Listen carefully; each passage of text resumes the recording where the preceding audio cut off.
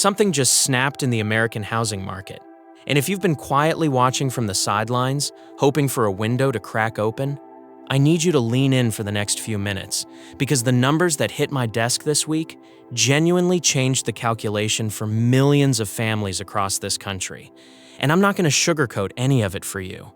This is Kunal, the guy behind Failed Finance, and the reason I started this channel in the first place was so that regular Americans, the folks working 2 jobs in Phoenix, the young couple in Charlotte staring at Zillow listings like they're looking at hieroglyphics, the dad in Cleveland trying to figure out how his parents bought their first house at 26, but his own kid will be lucky to do it at 40, would have somebody actually telling them what's happening instead of dressing it up in cable news hysteria. So let's get into it, because the 30-year fix just lurched higher in a way that should genuinely worry anybody who was planning to buy a home in the back half of this year. The rate climbed to roughly 6.92% on the headline benchmark that most lenders track for first-line purchase money, up from 6.71% just weeks earlier. And yes, I know Freddie Mac's weekly PMMS print showed the 30-year averaging around 6.49% as of late June 2026. But the difference between a survey average and what an actual borrower with a 720 credit score and a 10% down payment is being quoted at the kitchen table is a chasm that the headlines never bother to explain. The real quotes coming back from lenders right now are running noticeably hotter than the surveys suggest, because of points, lender margin, and overlay risk pricing that gets sprinkled on top of every loan file once underwriters start seeing weaker debt-to-income profiles. And when you stack a 6.9% handle on top of a median home price that still sits north of $400,000 in most metros, the monthly payment math becomes something almost cartoonish. A payment that would have been $1,200 in 2021 is now pushing $2,800 before you even touch property taxes, and homeowners insurance, and insurance, by the way, is its own quietly burning dumpster fire that I want to get to later in this script. But first, I need you to understand why this rate move matters more than the headline number would suggest, because the bond market is sending a signal that a lot of folks on financial Twitter are misreading. Mortgage rates may continue rising in 2026 because high inflation, strong housing demand, and ongoing Fed policy shifts have all kept upward pressure on the long end of the curve. And the new Fed chair situation has only added uncertainty rather than removing it. Energy costs have been pushing inflation higher. The PCE price index rose 3.4% year over year in May. The new Fed chairman Kevin Warsh hosted his first press conference recently. The Fed held its benchmark steady, and Warsh's comments seemed to portend a higher-for-longer rate environment, which in plain English means anyone sitting on the sidelines waiting for rates to crash back into the threes is essentially waiting for a unicorn to walk through their front door. It's not happening. And the sooner you internalize that, the sooner you can start making real decisions instead of frozen ones. Because frozen is the worst position you can be in when the market is moving against you in slow motion. Now I want to pause here for a second and just talk to you the way I'd talk to my own brother if he called me about this. Look, I'm not your financial advisor. Nothing I'm saying in this video constitutes personalized advice for your specific situation. You've got to talk to a licensed professional who actually knows your numbers. This is just one guy sharing what he's seeing in the data and what the trends look like to somebody who reads this stuff for a living, all right? With that out of the way, let's go deeper, because the National Association of Realtors is still out there, projecting roughly a 4% national price increase for the year, while Fannie Mae's forecast, which historically has been the more conservative of the two big institutional voices, is only calling for about 1.3% appreciation. And that gap between 4% and 1.3% is not a rounding error. It's a fundamental disagreement about whether the American homeowner is about to hit a wall, or whether the wall is already in the rearview mirror. And I'll tell you what I think. I think the truth is uglier than either forecast is willing to publicly admit, because the inventory picture is splintering market by market in ways that national averages can't capture. Certain Sunbelt cities, your Austins, your Tampas, your Boises, are already showing year-over-year price declines on individual zip codes that rival what we saw in 2008 in specific pockets, while northeast metros like Boston, parts of New Jersey, and the secondary cities in upstate New York are still seeing bidding wars on anything under $600,000. So the national headline of 1.3% or 4% is going to mask the fact that some of you watching this are sitting in a market that's quietly down 8% from peak, and some of you are sitting in a market that's up 11% with multiple offers on every halfway livable property. This is not a uniform crisis, it's a regional fragmentation. And that distinction matters because it changes your strategy. Drop a comment below and tell me what's happening in your zip code right now. Are you seeing price cuts on Redfin? Are houses sitting for 60 days? Or are they still going under contract in a weekend? I read every single one of those and they helped me figure out what to cover next. Now here's where the story gets really interesting, because adjustable rate mortgages are quietly making a comeback that should make every American who lived through 2008 sit up straight in their chair. ARM applications are now running close to 10% of total mortgage applications, the highest share we've seen since October 2025, and I want to be very careful in how I talk about this because ARMs are not inherently evil. A 7/1 or a 10/1 ARM can be a perfectly legitimate tool for the right borrower in the right situation. Somebody who knows they're going to relocate for work in 5 years. Somebody who expects a major liquidity event from a vesting equity grant. Somebody who's planning to aggressively pay down principal for those folks. An ARM with an initial rate 60 to 90 basis points below the 30-year fixed can save real money. But here's what worries me. The same psychological mechanism that's driving borrowers into ARMs today is the same mechanism that drove people into option ARMs and pay option ARMs in 2005 and 2006. The affordability gap got so wide that buyers started reaching for whatever loan product could get them into the door, and the lenders, who have shareholders and quarterly numbers to hit, are more than happy to oblige. And that's where the warning sirens should be going off in your head. Because every cycle this kind of behavior shows up at the exact moment when people should be most cautious, not least cautious. And that brings me to one of my favorite financial minds of all time, Warren Buffett, the Oracle himself. And Buffett has this line that I think applies perfectly here. He said, "You only find out who's swimming naked when the tide goes out." And what most folks don't realize is that Buffett himself made one of the most expensive mistakes of his career in the housing space. His acquisition of Dexter Shoe is the one everybody talks about, but his exposure to housing-related businesses through Berkshire's Clayton Homes and the broader manufactured housing market in the mid-2000s taught him a lesson that I think every retail buyer needs to absorb right now. He learned that when financing terms loosen up to meet affordability gaps rather than because borrowers actually got richer, you're not looking at a healthy market. You're looking at a market that's borrowing demand from the future.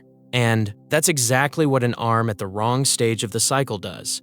It borrows your future financial flexibility to buy you a present-day payment that looks manageable.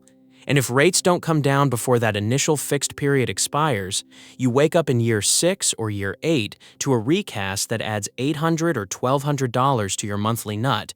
And at that point, you're either selling into a market you don't control, or you're tightening the belt in ways that shred your retirement contributions, your kids' college fund, and your general quality of life. So I am not anti-ARM. I am anti-using an ARM because the fixed rate payment doesn't fit. Those are two completely different decisions, and you need to be radically honest with yourself about which one you're actually making. Now let's pivot to something that I think is going to reshape the entire single-family market over the next 36 months in ways that almost nobody is pricing in yet. And that's the legislation that just made it through Congress targeting large institutional investors. The bill that's been working its way through the system finally cleared its final hurdle and is on its way to becoming law, and the scope of it is bigger than most retail buyers realize.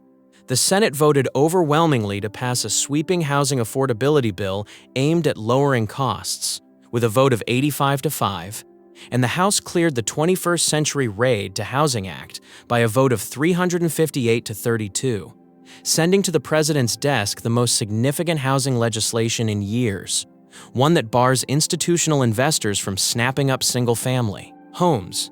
This is a genuinely seismic shift in the rulebook because if the bill is enacted in its current form, large institutional investors, meaning entities with investment control of 350 or more single-family homes, would be prohibited from purchasing single-family homes unless a purchase qualifies for a statutory exception.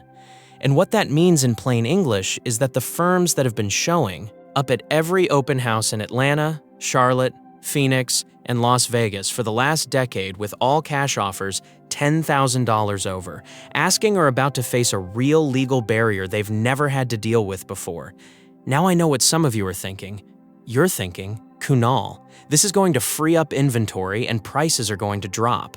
Slow down for a second because the reality is more nuanced. The 350 property threshold means the biggest corporate buyers, the firms that own tens of thousands of homes, will face immediate constraints, while smaller investors and individual landlords appear to be unaffected.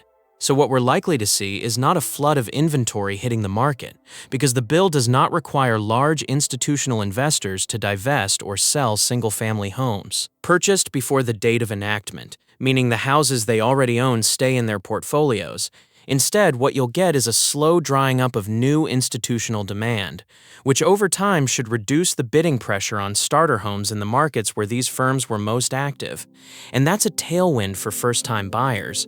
But it's a multi-year tailwind, not an overnight one. Anybody promising you that prices are about to crash by 20% because of this legislation is selling you a fantasy. The realistic outcome is probably a 1 to 3 percentage point drag on annual appreciation in the affected metros over the next 3 to 5 years, which compounds into something meaningful but isn't a crash. And the reason I'm hammering this point is that I keep seeing creators on this platform pitching the idea that you should wait, that the crash is coming, that you should rent forever and laugh at the homeowners when prices collapse. And that narrative has been wrong for 4 straight years and is still wrong. The reason it's wrong is that the underlying supply deficit in this country is structural, not cyclical, and no piece of legislation, no rate move, no recession is going to magically build the 5.5 million homes we need to balance the market overnight. You can't legislate housing units into existence faster than builders can put them up, and builders are getting hammered by their own cost pressures: lumber, labor, land, and lending. All 4 are running tight. So if you're sitting there waiting for the crash, I need you to ask yourself a hard question. What specifically would have to happen in the economy to produce a 20% or 30% national price decline? And once you actually list those conditions out, you'll realize most of them require unemployment to spike into the 8% to 10% range. And if that happens, you're not going to be in a position to buy anyway because your own job will be at risk. That's the trap of crash waiting. It assumes you'll be financially fine in the exact scenario that would produce the price drop you're hoping for. The math doesn't work. All right, let me give you the first-time buyer playbook that actually works in this environment. And I want to be specific, because vague advice helps nobody. The first thing you need to do is stop thinking about the headline rate and start thinking about the delivered rate. The delivered rate is what you get after you've paid for points, after you've negotiated lender credits, after you've shopped at minimum 3 lenders, ideally 5. And here's a tactic almost nobody uses. When you get a loan estimate from one lender, you can legally and ethically send that exact document to a competing lender and ask them to beat it. Lenders price loans based on competitive pressure, and most retail borrowers never apply any pressure at all. They just accept the first quote from whoever their realtor referred them to. That referral relationship costs you money every single time. The second thing you need to do is fix your debt-to-income ratio before you apply, not while you're applying. The difference between a 38% DTI and a 43% DTI is sometimes the difference between a 6.8% rate and a 7.3% rate. And the way you fix it is by paying off the small revolving balances on credit cards, even if you have to temporarily reduce your savings rate to do it, because that revolving balance is dragging your score and your ratio simultaneously, the third tactic. And this is one I think too few first-time buyers know about, is the assumable mortgage market. FHA and VA loans are assumable, meaning if you find a seller who has one of those loans at a 3% or 4% rate from the pandemic era, you can potentially take over their loan at that original rate. The catch is that you have to come up with the cash to bridge the equity gap, because you're paying the seller's equity plus assuming their remaining balance. But in markets where sellers have been sitting for 90 days, you can negotiate creative financing structures where the seller carries a small second mortgage to bridge that gap, and suddenly you're paying a blended rate of 5% instead of 7%. This requires work. This requires a realtor who actually knows what they're doing. But the savings over 30 years are staggering. Hit subscribe if you want me to do a full deep dive on the assumable loan strategy, because I have actual case studies from buyers who've pulled this off in the last 6 months, and the numbers are eye-opening. Now I want to talk about the rent versus buy question because it's the single most distorted financial decision in America right now. And the standard rent versus buy calculators that you find on Bankrate and NerdWallet are giving people the wrong answer because they're built on assumptions from a different era. The classic rule was that if you plan to stay in a home for 5 to 7 years, buying beat renting, that rule is broken at current rates because the principal paydown in the early years of a 7% mortgage is negligible. You're paying almost pure interest for the first 5 years, so the equity build is much slower than the old models assumed. The new rule, in my opinion, is closer to 7 to 9 years, and even that depends on whether you're in a market with rising or stagnating rents, because the rent side of the equation is what makes buying look attractive when rents are spiking at 8% annually. But in a lot of overbuilt Sunbelt markets, rents are actually declining year over year right now because of the build-to-rent supply glut. And when rents are flat or falling, the renting side of the equation gets more attractive. The practical takeaway is don't make this decision based on a national calculator. Make it based on your specific zip code, your specific career trajectory, and your specific household stability. If your job involves any meaningful relocation risk in the next 4 years, renting is almost certainly the right call. The transaction costs of buying and selling within 4 years will eat any equity gain you might make. But if you're settled, if your career is anchored in a city, if your relationship is stable, if your family planning is clear, then buying still makes sense even at 7%, because you're locking in a hedge against future rent inflation and you're capturing principal paydown that turns into real equity over 15 and 20-year horizons. The affordability isn't dead in the sense that buying is impossible. The affordability is dead in the sense that the easy path is gone. You can no longer just show up with a 5% down payment and a median income and expect the math to work. You have to engineer the math now, and engineering it requires either a bigger down payment, a smaller house than you thought you'd buy, a different city than the one you grew up in, or a creative loan structure that doesn't show up. On the standard menu, that's the reality. And I'd rather give it to you straight than feed you the same nonsense you're getting from every other channel on this platform. In the next part, I'm going to walk you through advanced strategies that I genuinely don't see anybody else covering, including the down payment assistance programs that are sitting unused in your state, the credit union loan products that beat the big bank rates by half a point or more, and the timing tactics around rate locks and float downs that can save you thousands if you know when to pull the trigger. So stay with me, picking up right where I left off, because I want to get into the strategies that I think actually move the needle for a real American family trying to make this work in a market that feels rigged against them. And the first one I want to talk about is something called a 2-1 buydown, which has quietly become one of the most powerful negotiating tools available to buyers right now. Here's how it works. Instead of asking the seller for a price reduction, you ask the seller to fund a buydown that lowers your effective interest rate by 2 percentage points in year 1 and 1 percentage point in year 2. So, if your note rate is 6.9%, you're actually paying 4.9% in year 1 and 5.9% in year 2 before the rate steps up to its permanent level in year 3. And the magic of this strategy is that in many markets right now, sellers are far more willing to fund a buydown than to cut their list price, because the list price cut signals weakness to the rest of the neighborhood and impacts comps, but a buydown is invisible to anybody outside the transaction. It's a closing cost concession structured through the lender, and a seller will often agree to a $15,000 or $20,000 buydown contribution when they'd never agree to a $15,000 price cut.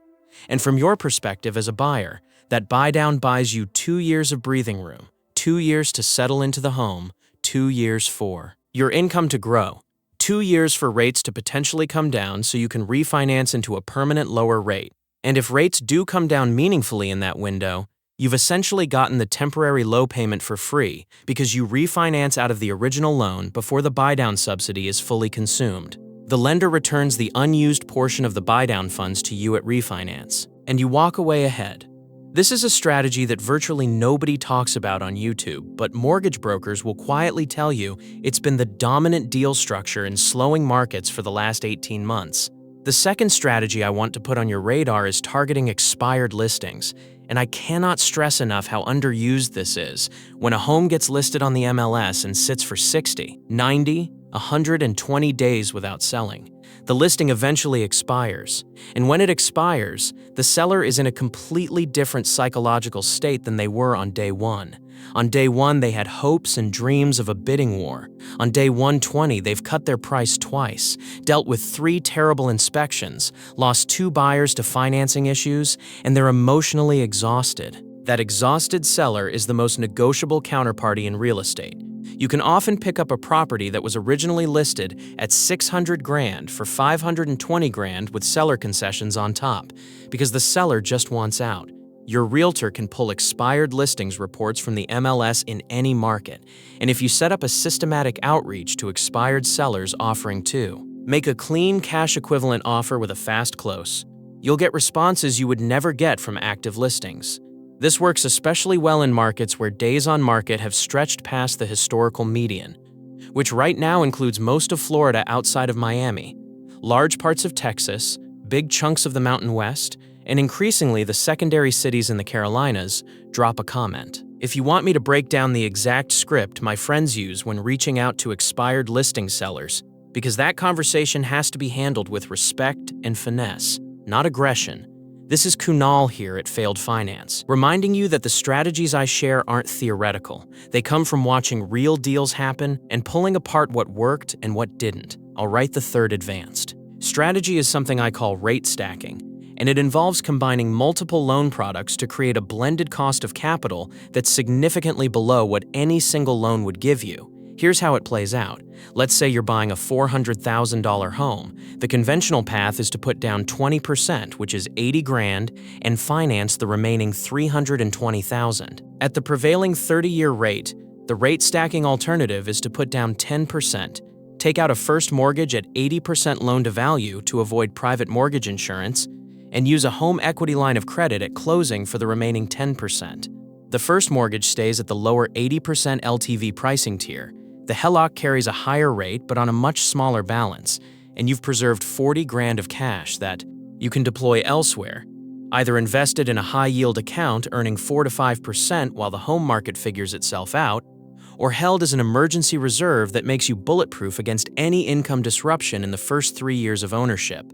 The math on this depends entirely on your specific numbers and the HELOC rates available to you.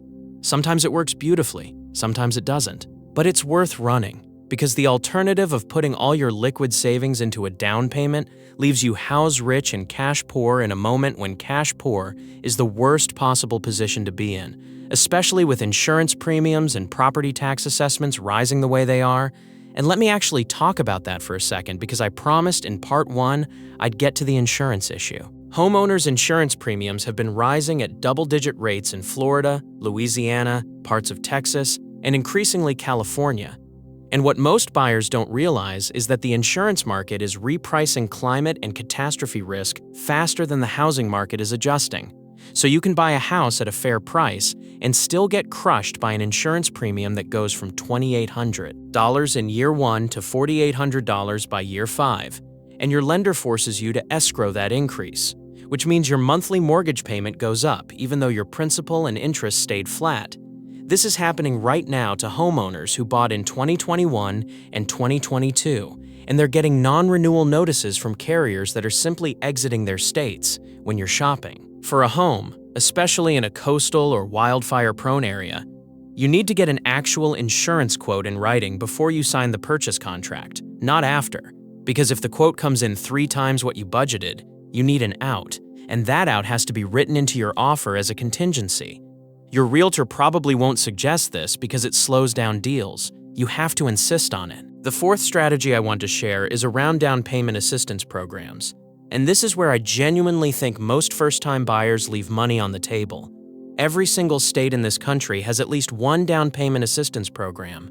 Most have multiple, and many of them stack with federal programs like FHA and conventional 97 loans. In Texas, there's TSAHC and TDHCA. In California, there's Cal-HFA with its Dream for All Shared Appreciation Program. In New York, there's SONYMA.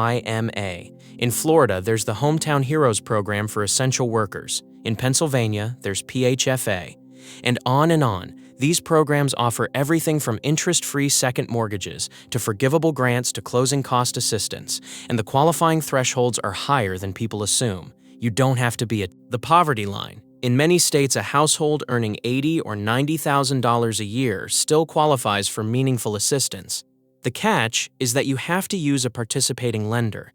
You have to complete a homebuyer education course that takes about 4 to 6 hours online, and you have to commit to staying in the home for a minimum period, usually 3 to 5 years, before any forgiveness. Provisions kick in, but if you can satisfy those requirements, you can effectively reduce your out-of-pocket cash needs by $10,000 or $15,000, which in a 7% rate environment is the difference between a deal that pencils and one that doesn't.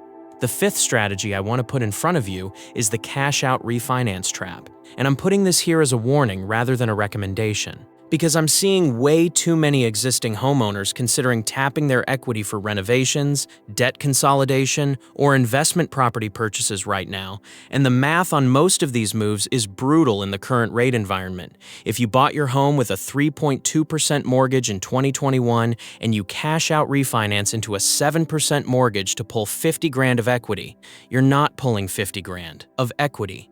You're refinancing your entire balance at a much higher rate and paying for that $50,000 over 30 years at the new rate. The all-in cost of that $50,000 over the life of the loan is often $120,000 or more. And people just don't run the math. They see the home equity sitting there like it's free money and they tap it.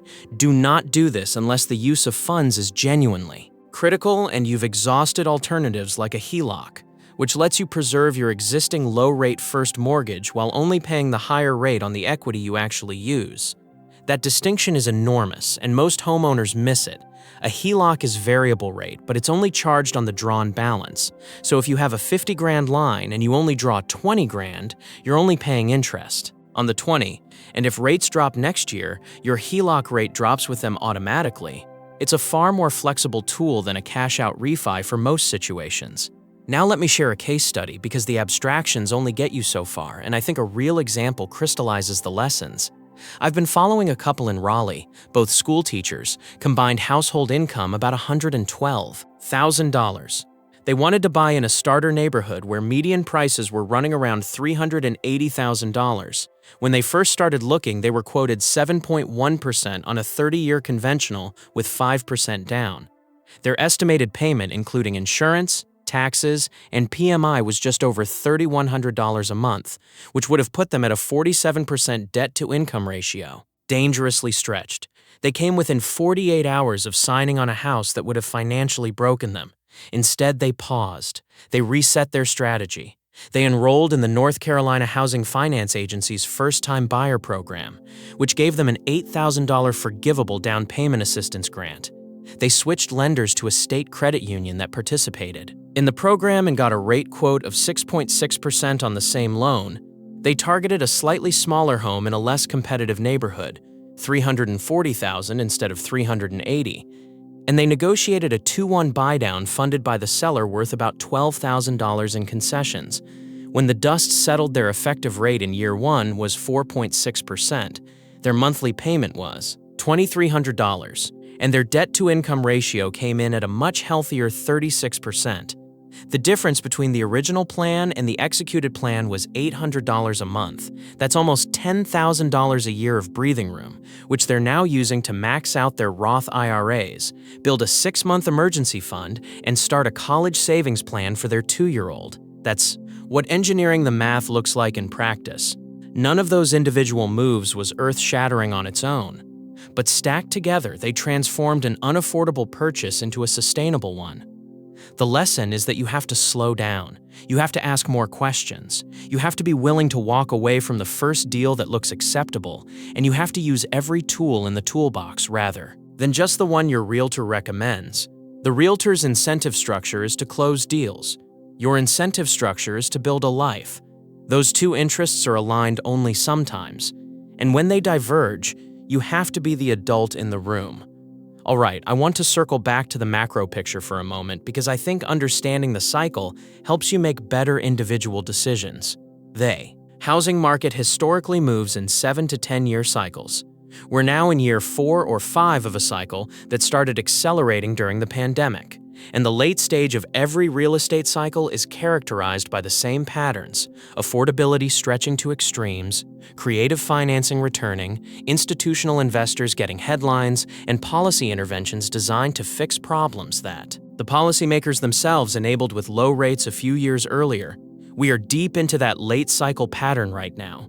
And what tends to follow is a multi-year period of stagnation rather than a crash. Prices don't collapse. They just stop appreciating in real terms for 3 to 5 years, while incomes catch up and the affordability ratio normalizes. That's the most likely scenario for the back half of this decade, which means if you're buying today, you probably should not assume your home is going to appreciate 5% a year and bail you out of bad decisions. You should assume flat to 2% appreciation in nominal terms, which after inflation is essentially flat. And you should make the buying decision based on the use value of the home rather than the investment value. In other words, buy because you want to live there and you can afford the payment, not because you think the house is going to make you rich. The houses that made people rich in the last cycle did it because they bought in 2012 when nobody wanted real estate. That opportunity is gone, and the people pretending it's still here are mostly trying to sell you something. Buffett's other line that I keep coming back to is the one about being fearful when others are greedy and greedy when others are fearful. And there's a real question about whether the current housing market represents greed or fear. I'd argue it represents a strange hybrid where buyers are fearful but builders, institutional investors, and policymakers are still operating with assumptions left over from the greed era. And that mismatch is what's creating the affordability crisis. The resolution will come when expectations across all participants reset to a new equilibrium. But that reset takes years, not months. So what should you actually do in the meantime? 3 things. First, if you're planning to buy in the next 12 to 18 months, get your financial house in such tight order that when an opportunity presents itself, you can move immediately. That means credit score above 740, 6 months of expenses in cash reserves separate from your down payment, debt to income below 36% before the new mortgage payment is factored in, and a pre-approval letter from a lender you trust that you can update within 48 hours. The buyers who win deals in markets like this are not the ones with the highest offers. They're the ones with the cleanest financing. Sellers will take $20,000 less from a buyer who can close in 21 days with no contingencies over a buyer offering more but with a 30-day financing contingency. Second, if you're not planning to buy in the next 18 months, stop watching housing content obsessively. It's just going to make you anxious, and the daily fluctuations don't matter for a decision you're making. In 2027 or 2028, instead use this time to aggressively build the down payment in a high-yield savings account or a treasury ladder. Those instruments are paying 4 to 5% right now, and that yield is essentially free money toward your future purchase. Third, if you already own a home, do not get tempted into trading up right now unless you have a genuine life reason. The financial reason is almost never there at current rates because you're trading a low-rate mortgage for a high-rate one, and the move itself eats $50,000 to $80,000 in transaction costs that you'll never see again. The only reason to trade up right now is divorce, baby, job relocation, or a school district issue that genuinely affects your kid's life. Beyond those, sit tight. Your low-rate mortgage is the single best financial asset most homeowners have right now. It's literally worth more than the equity in many cases because of the interest savings it represents over 30 years. Treat it like the asset it is, and don't squander it for granite countertops and a slightly bigger backyard. The affordability picture isn't going to look better in 6 months. It's probably going to look worse before it looks better. And the people who navigate this period well will be the ones who refuse to make emotional decisions, who run the math every single time, who shop lenders aggressively, who use every assistance program they qualify for, and who treat the home purchase as the largest financial transaction of their lives rather than as a casual lifestyle decision. This market is harsh, it's unfair, it's stacked in many ways against young buyers and middle-income families. But it's not impossible, and the worst thing you can do is freeze. The second worst thing you can do is panic. Somewhere in between freeze and panic is the steady, deliberate, well-informed buyer who slowly puts the pieces together and ends up in a home they can afford with a payment that doesn't keep them up at night. That's the buyer I want every single one of you to become. If this video helped you reframe the housing decision in a useful way, hit the subscribe button so the algorithm knows to push more content like this to people who actually need it. Drop a comment with the city you're shopping in and what your biggest obstacle is. Whether that's down payment, credit score, debt to income, or just finding inventory you can stand to live in. And I'll do my best to address as many of those situations as I can in upcoming videos. This is Kunal signing off from Failed Finance. Take care of yourselves, take care of your families, and remember that the goal isn't to time the market perfectly. The goal is to make a decision you can live with for the next decade. That's the only definition of success that actually matters in this business.